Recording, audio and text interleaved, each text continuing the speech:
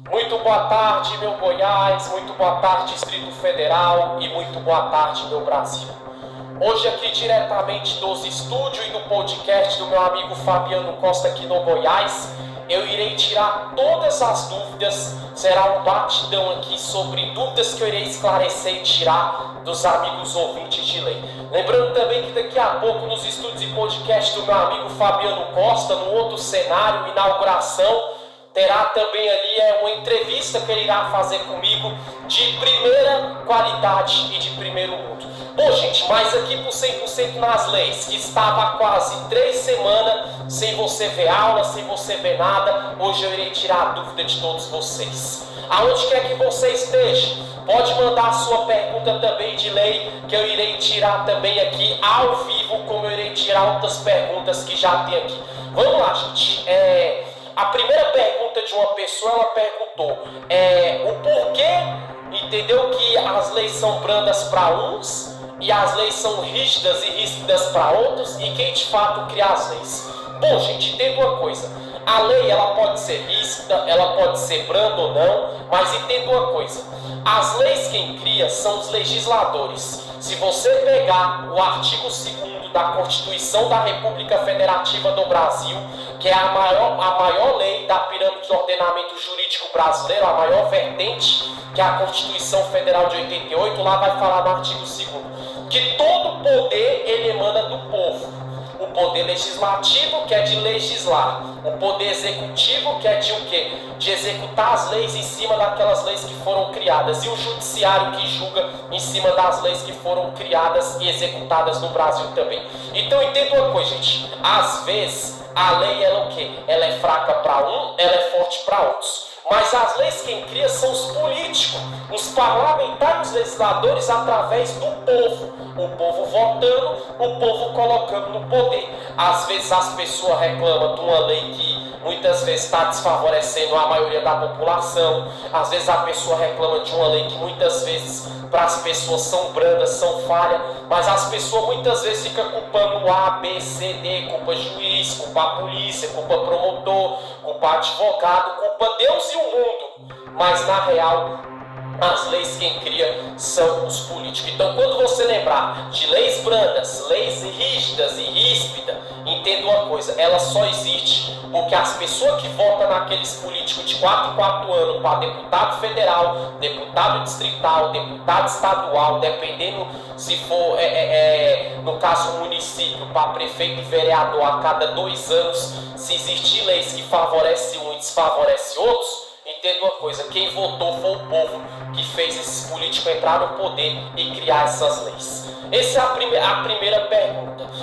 A segunda pergunta de uma mulher foi interessante, que ela me perguntou assim, o crime de tráfico de drogas, o porquê que no Brasil a pessoa pega anos de prisão e fica só um mês. Gente, entenda uma coisa, o primeiro lugar que você tem que entender no Brasil, o crime de tráfico de droga ele é de 5 a 15 anos. De 5 a 15 anos. E o que acontece? Se a pessoa for condenada a 5 anos, 6 anos, 7 anos, a pessoa nunca vai ficar 6 anos preso, 7 anos preso ou presa. Ou seja, a pessoa tira 1/6, 2/6 ou 3/6 da pena, progride de regime e responde o resto do processo em prisão domiciliar ou em liberdade condicional. Vou te explicar melhor aqui.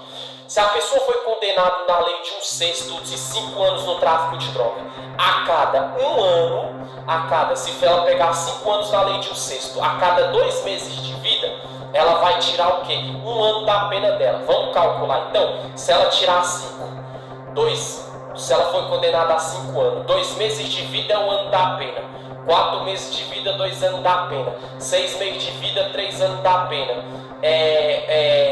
8 meses de vida, 4 anos da pena, e 10 meses de vida, 5 anos da pena. Ou seja, a pessoa ficar 10 meses presa, ela vai tirar 5 anos da pena, porque você multiplica 2 meses de vida vezes 5, que é a condenação da pessoa, 5 anos dá 10. 10 meses presa, a pessoa vem para a rua e termina de responder o resto do processo em liberdade, de prisão domiciliar ou liberdade condicional. O que seria isso? Saindo do presídio, usando tornozeleira eletrônica, entendeu? Tendo hora para chegar em casa, hora para sair, se viajar, comunicar à justiça do estado local onde a pessoa mora e seguir todos os procedimentos que a justiça ali designar ou ordenar para uma pessoa. É claro que aqui eu estou falando resumidamente e objetivamente. Eu já vou responder outra pergunta que tem aqui.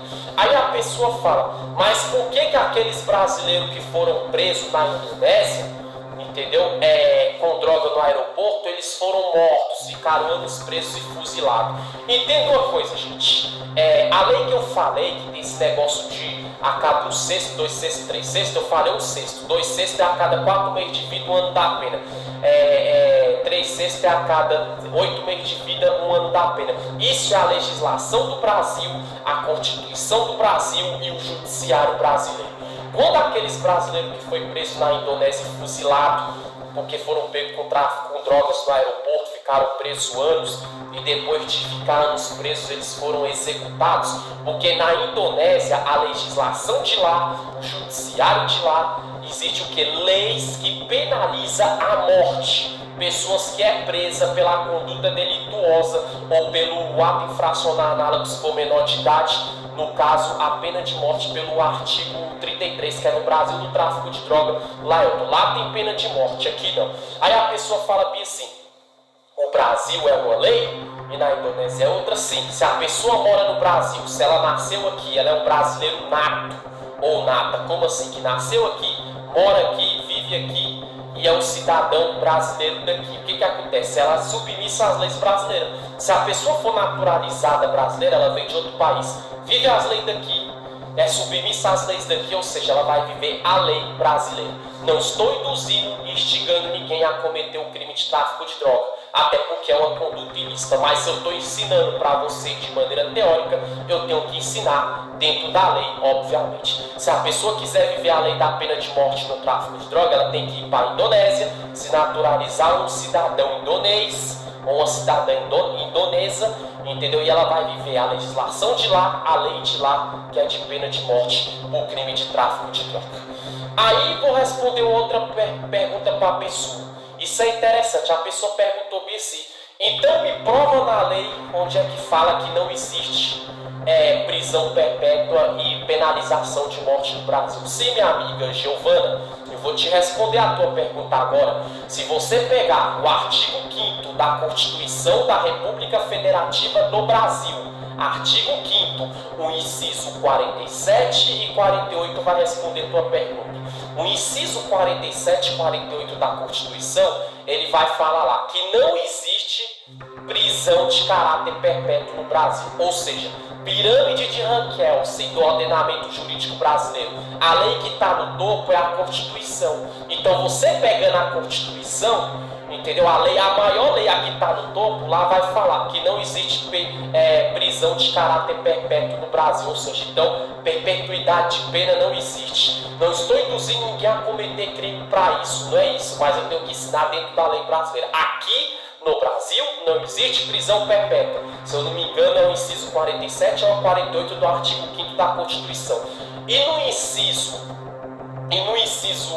com a 48º, que é 48, vai falar o quê? E que não existe, entendeu? Possibilidade nenhuma de pena de morte no Brasil. Então não tem pena de morte no Brasil.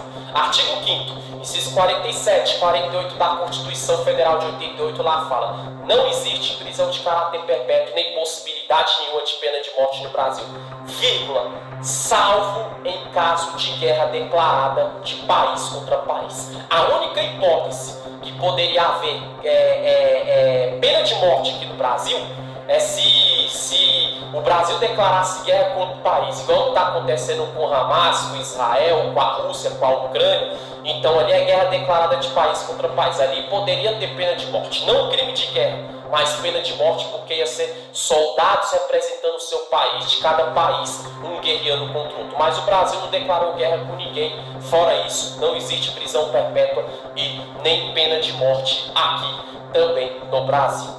A pessoa também aqui já me perguntou agora sobre outra vertente do direito.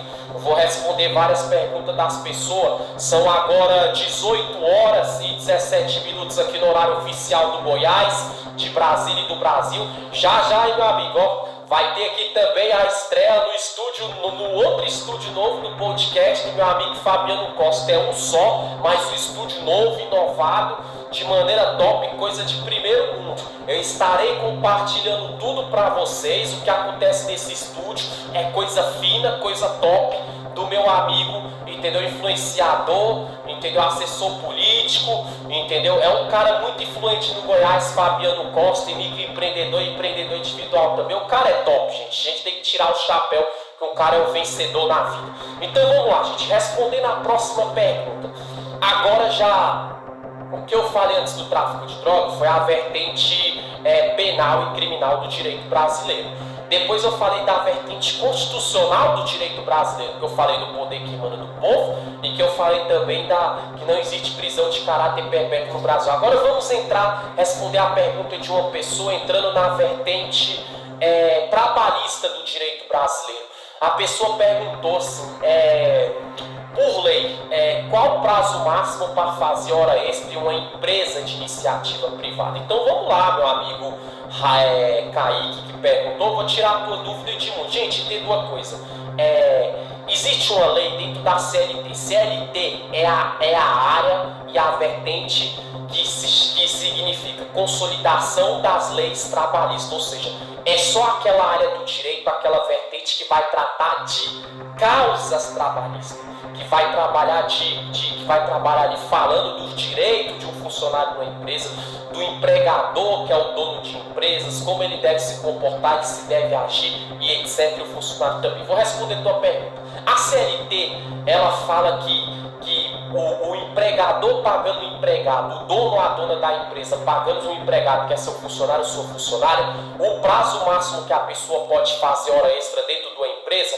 só é de 2 horas. Como assim? Se a pessoa trabalha de 8 da manhã até 2 da tarde todo dia, ela pode fazer hora extra no máximo até 4 horas da tarde, se a carga horária dela for de 8 da manhã às 2 da tarde, porque se passar de 4 horas, já deu 2 horas, já excedeu a 2 horas, que é o prazo máximo que a CLT determina para a pessoa poder fazer hora extra. Então você que é dono de empresa, você que quer montar sua empresa, ou você que é funcionário de uma empresa e está fazendo mais de 2 horas extra, ou você que vai montar sua empresa e estava ali fazendo, como é que se diz, botar seus funcionários para fazer mais de 2 horas a mais de hora extra, ou você que já é dono de empresa e faz isso, tudo está errado. Se o teu funcionário te denunciar para a Delegacia do Trabalho, Ministério Público do Trabalho, com os órgãos trabalhistas, para as autoridades competentes, tu corre um sério risco de ser processado, sofrer problema na sua empresa e tu ter que indenizar seu funcionário. Porque quando passa de 2 horas extra, respondendo a pergunta do meu amigo aí e de todos que estão aqui, o que acontece? É um crime chamado de carga superior ao previsto. Por quê? Porque o previsto por lei, fazer hora extra, pagando ou não, é 2 horas a mais que o dono de uma empresa, o empregado, o empregador, a empregadora, que é o patrão ou a patroa, pode designar ao seu funcionário, que é seu empregado, que é sua funcionária ou seu funcionário. Se passar disso, crime de carga superior, ou seja, for uma carga de trabalho superior ao previsto dentro das leis trabalhistas.